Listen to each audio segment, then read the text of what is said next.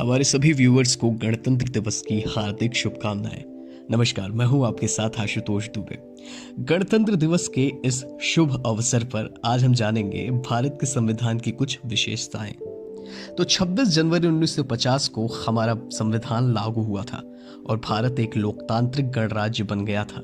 भले ही हमें 15 अगस्त 1947 में अंग्रेजों के चंगुल से मुक्ति मिली थी, लेकिन इसके बाद भी देश का संविधान लिखने में 2 साल 11 महीने और 18 दिन का समय लगा था।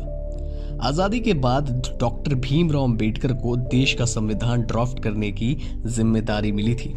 भीमराव अंबेडकर ने संविधान को लिखा और 4 नवंबर 1947 में सभा के सामने पेश किया, जिससे सभी की सहमति से पास होने में काफी दिनों का समय लग गया था।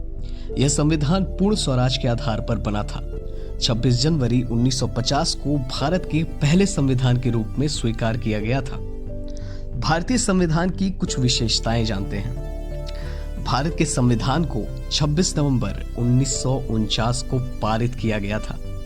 26 जनवरी 1950 को संविधान लागू हुआ था।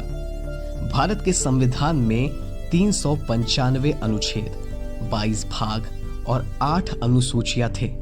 अगर अब की बात की जाए तो भारत के संविधान में 465 अनुच्छेद, 25 भाग और 12 अनुसूचियां हैं। भारतीय संविधान में अलग अलग देशों के संविधानों के प्रावधान को उधार लिया गया है। जरूरत के हिसाब से वक्त वक्त पर संशोधन भी किया जाता है। भारत के संविधान में इन 3 चीजों की बातें की गई हैं, या फिर ये कह सकते हैं इन 3 चीजों को ऊपर रखकर भारत के संविधान को बनाया गया है। सबसे पहला, स्वतंत्रता का अधिकार सभी नागरिक को मिलेगा। दूसरा, भारत एक धर्मनिरपेक्ष देश है। तीसरा, भारत में एकल नागरिकता है।